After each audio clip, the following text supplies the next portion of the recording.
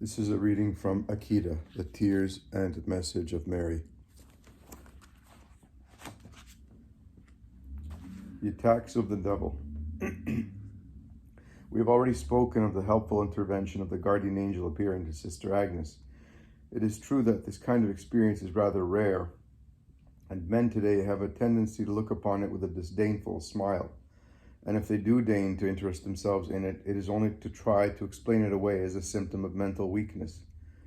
However, as we have also remarked, the intervention of the angels was an important part of the events of Fatima, and the important role of angels has been accentuated in a special way by the Church in recent times, especially by Pope John Paul II.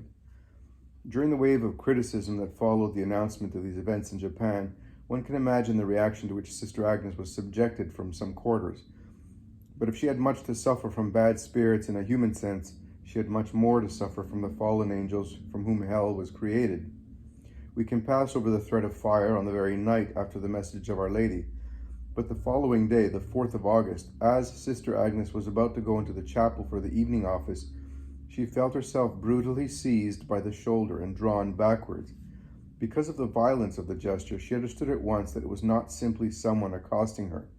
In her surprise, she turned to her left, and what she saw was like a dark shadow leaning over and dominating her entire height.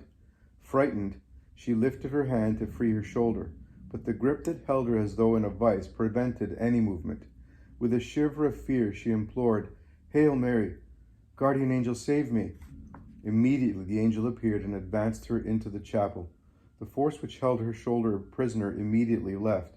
She could finally wet her finger with the holy water, make the sign of the cross, and take her usual place with the community.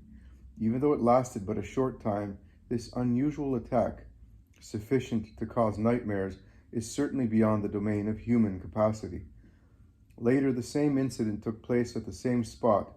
Immediately she begged, "Lord, save me, have pity," and was immediately freed. She understood at once that these attacks came from the devil.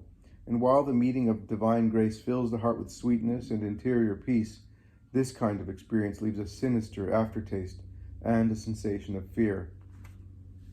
For Sister Agnes, it was her first experience of this kind since her arrival at the hill, but not the first in her life. She recounts a similar memory which even today causes a cold sweat when she thinks back upon it. It was when I was convalescing in the hospital in Miyoko. I think it was the 20th of January. My condition had improved, and as I had been advised to take a thermal treatment, I went to the bath every morning after my temperature was measured. That day, I went with another invalid of advanced age. When we entered the baths, they seemed deserted. I had hardly begun to disrobe in the women's vestiary when I saw Mr. T. Mr. T was an invalid, gravely ill. He had been a practicing Catholic, but one good day no longer saw him in church. Some very believing persons who saw that his end was coming were concerned about his soul, and they exhorted him to become converted, but without result. He no longer wanted to speak of religion. These persons had asked me to go see him in his room, because among invalids there was a kind of bond. I did this more than once. In the beginning he was hard, but little by little he loosened up and even accepted that I gave him a prayer book and a rosary. At the time I was in the thermal bath, I had understood that he had gone back to his family for a rest cure. While I saw him standing before me, I was dumbfounded. He had an anxious, tormented air with deep wrinkles between his eyebrows. I could not keep from speaking to him. "But Mr. T, what are you doing? You are in the women's section here."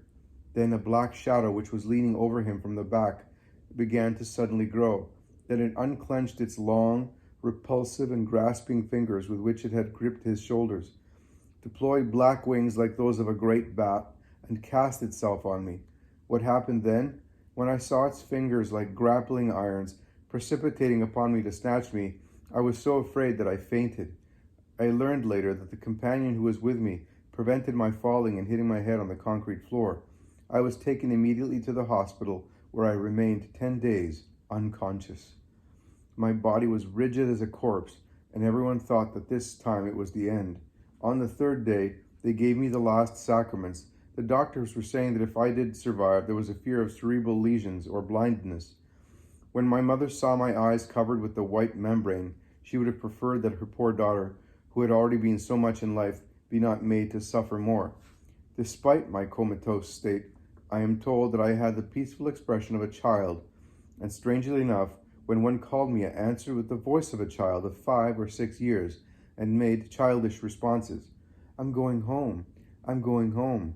And when one asked me why, I replied, to play with Papa and Mama, to play ball. My mother was saying that if the good God would take me in this state of candor, I would surely go to paradise. As for me, evidently, I had not the slightest idea of what was happening around me. All that I remember is that I saw myself seated, overcome with fatigue, after having walked in immense fields which extended beyond my view. But there were beautiful flowers there, and I was not at all bored. Then the Sisters of Notre Dame of Jonshin of Nagasaki, to whom I belonged at that time, sent me some Lourdes water. Hardly had I been given a swallow than my hands and feet, as stiff as wood, began to move, as though I were coming out of a long sleep. I stretched out, extended my hands into the air, and exclaimed, "Oh, how beautiful!" I did not know that the flowers I had seen in the fields during my sleep were those at my bedside. Then my strength returned, and I was completely better. The digression is a little long, but it must be added that 2 months after my cure, the wife of Mr. T came to see me. Before his death, my husband told me how grateful he was to you for having saved him by your prayers, she said, thanking me.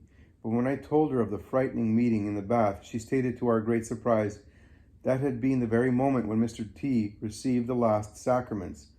This true life experience shows well how the devil hates, in particular, those who do good, especially when they snatch souls from him.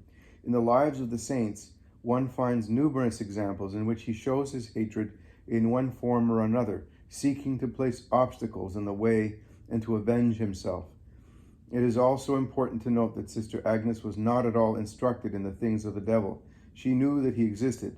That is an article of faith. But she had no idea as to why she was the object of such attacks.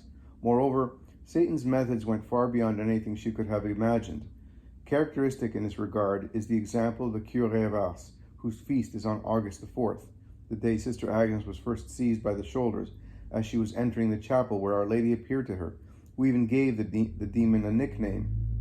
It is a recognized fact that the Holy Curé of Ars was assaulted many times by the demon under visible and invisible forms because he snatched so many souls from him. The saint never let himself be battered down, and when he saw his room burned, he said with an understanding smile, "It's the creeper again," and added, "Unable to catch the bird, he burns the cage." Certain paintings represent the devil as a monster with the wings of a bat and fingernails or grasping fingers like grappling hooks. Sister Agnes had never seen such paintings, nor has she ever read the life of the Curé of Ars. It would seem that this experience was given to her in order that she might feel the need of seeking the aid of the Lord, of his mother, and the angels in all circumstances, and remain vigilant in prayer. Light, perspiration, and perfume. Almost 2 months later, on the 29th of September, all the community had gone into the city to attend Mass in the parish church for the feast of St. Michael.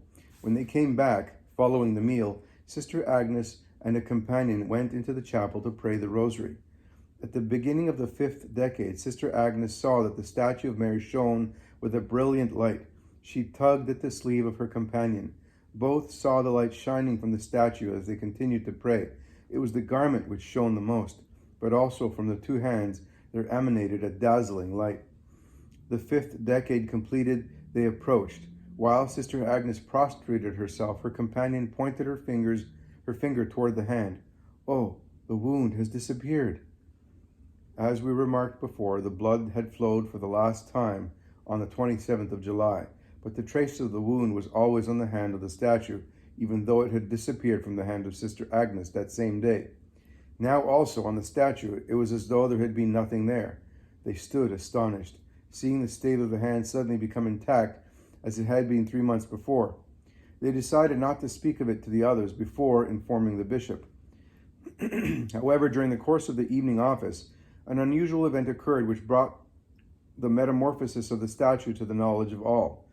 As the office was almost over, the statue became resplendent in light and began streaming as though with perspiration.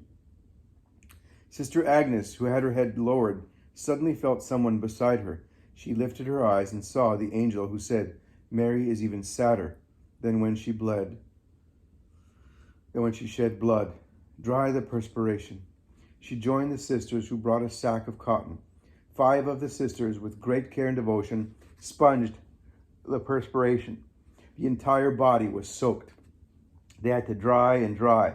A liquid similar to heavy sweat oozed without stopping, especially on the forehead and the neck. In addition to the general amazement, there was a shared feeling of grief.